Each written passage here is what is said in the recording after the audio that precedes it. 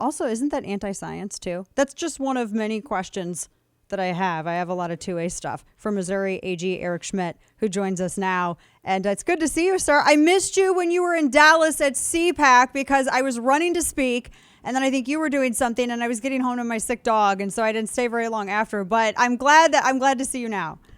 I know. I'm sorry we missed each other, and you were busy, which rightfully so. Crazy day. You were busy too. I saw you were very busy. I wanted to get your because I know I'm going to ask you about the amicus brief and all of that, and talk about some of the 2A self-defense issues. But now that I can't honestly I can't even believe we're having this conversation about remasking again, and now there's some pretty serious suggestions from.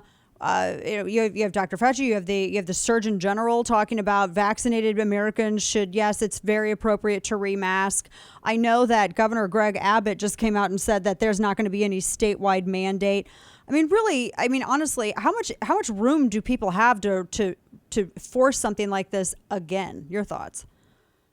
Look, certainly a year and 3 months ago when people weren't exactly sure what this thing looked like is very different than where we're at now. The science would tell you that would not help the situation. We have a vaccine that's widely available.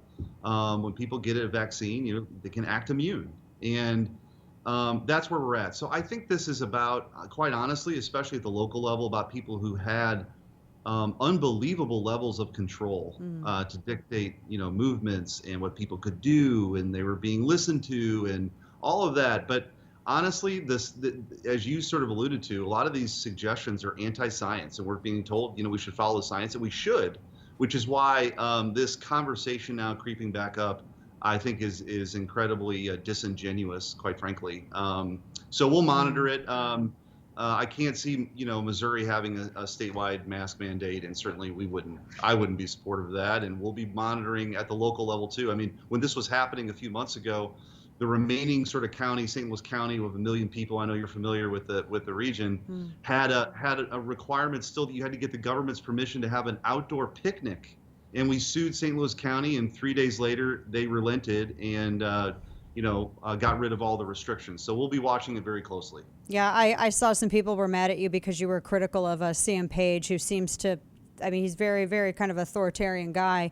My family would be some of the first people that be fined or arrested for not wearing masks. I was just in Missouri just this past weekend for a family reunion, and I actually had, an aunt say to me, "This is crazy. It's so hot out. Can you imagine having a mask on outside in this humidity and heat?" I'm like, I can't. Or having to ask somebody for permission to get together in the sun, which supposedly kills the virus. I wanted to switch gears here and ask you about this. This is a very interesting piece. I was reading. This is from the Arizona AG. They were talking about the co-effort from 26 states, of which you are part of, urging the Supreme Court to protect the Second Amendment right of self-defense. And I know that you had filed an amicus brief in this, and this gets into the New York's handgun permit regime, et cetera, proper cause requirement, because I know that there's going to be some 2A cases that are going to be, at least one going up before the Supreme Court. And I wanted to get, your thoughts on the May issue and Shell issue. And I know finally here in Texas, we have laws that are as nice as Missouri's gun laws. Finally. And I'm happy that happened. But tell us a little bit about this and this 26 now this effort led by the states. So it's unprecedented. Every single Republican attorney general signed on to this. So we drafted it along with Arizona. So we co-authored the brief. And really, I think the most important case, certainly the most important case since Heller regarding the Second Amendment, and one of the top 2 or 3 most important Second Amendment cases in the history of our republic. And here's why.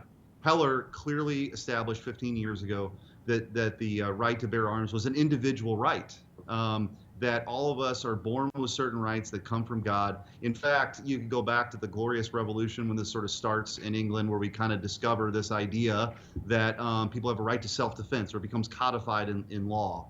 And so the founders knew that. So when they drafted the Constitution and the Bill of Rights, it's very important to protect that.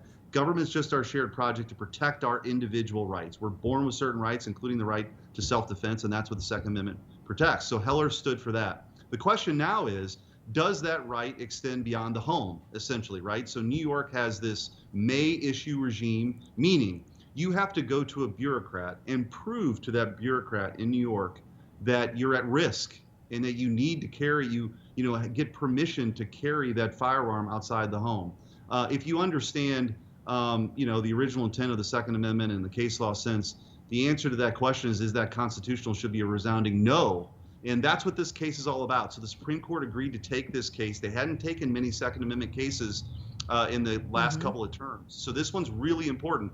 And I think it's a strong signal, the fact that they took it, that, hopefully they rule favorably. But I think it was an important message to send from the AG community that, look, we're the state's chief law enforcement officers. We're sworn to protect the Constitution. People have a right to defend themselves inside the home and outside the home, and that's what this case stands for. Yeah, we're talking to Missouri Attorney General Eric Schmitt, who, along with 26 other attorney generals, has signed this amicus brief in favor of 2A for this New York case. This is going to be this is the complement, essentially, the way that I've understood it, the way that I've interpreted what cases that the Supreme Court's going to take as it relates to the Second Amendment, because as you just outlined with Heller, we have to keep legally defined, or I should say reaffirmed. This is the to bear part. Correct.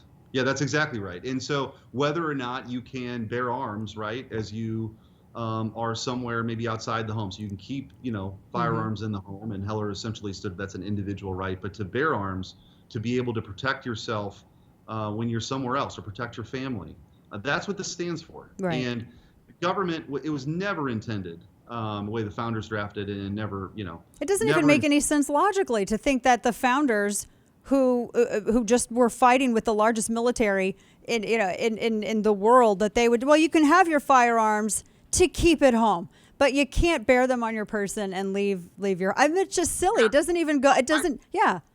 And more than that you would have to actually go to the government and request permission to be able to bear arms. Yeah.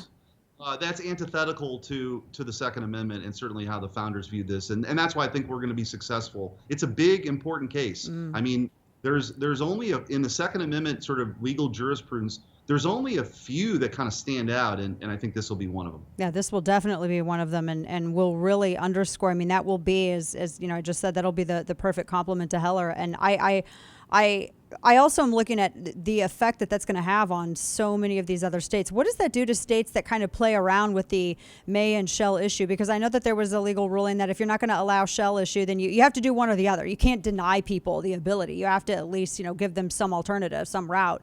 What is that going to do to some of these other states that are kind of trying to flirt between both?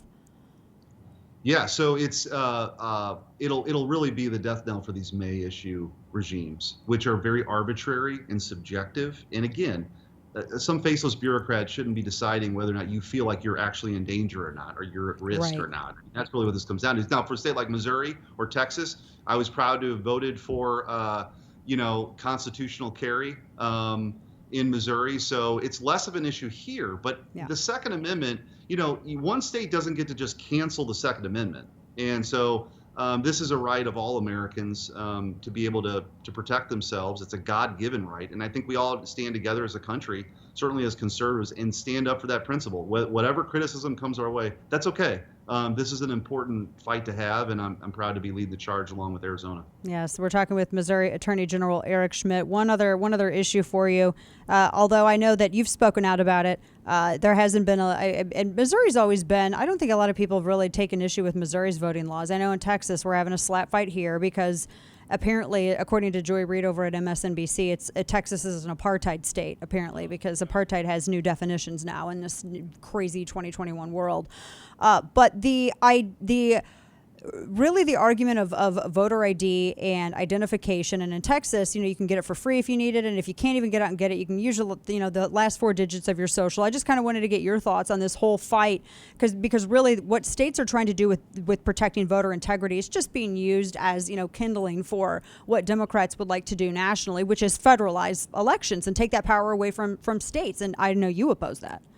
Absolutely. And actually, the Constitution makes it very clear that state legislatures are to decide the time, place, and manner of elections, right? And so it's perfectly appropriate to have these election security, election integrity measures in place. In fact, this wasn't even, Dana, controversial even a few years ago. There was a bipartisan commission, the Baker-Carter Commission, that said, look, you can make it easier for people to vote, but there's important safeguards to have in place, like signature verification. Make sure you don't have political operatives ballot harvesting. Make sure ballots are counted on election day. Right. Voter ID all these things were we're pretty bipartisan, but the left has just absolutely lost their minds, and it's all about raw power, and they're coming after these states that want to implement reasonable protections like Texas and like Georgia, and I think they've been exposed. That's just about power. It has nothing to do with election integrity or voter access. Yeah, and a lot of the criticisms have to do with the different processes by which states were trying to get people to vote during a lockdown. I mean, we in Texas there was, and I know Georgia had this too. Georgia had to actually write it into the law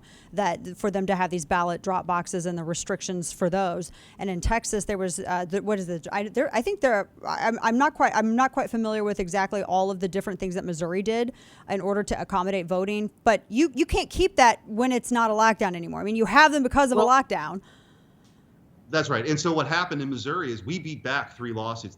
What the untold story in 2020 was, they had all these liberal leftist aligned lawyers go across the country and file all these lawsuits to try to loosen up voter protection laws. We beat them all back. We had 3 of them in Missouri. We won them all.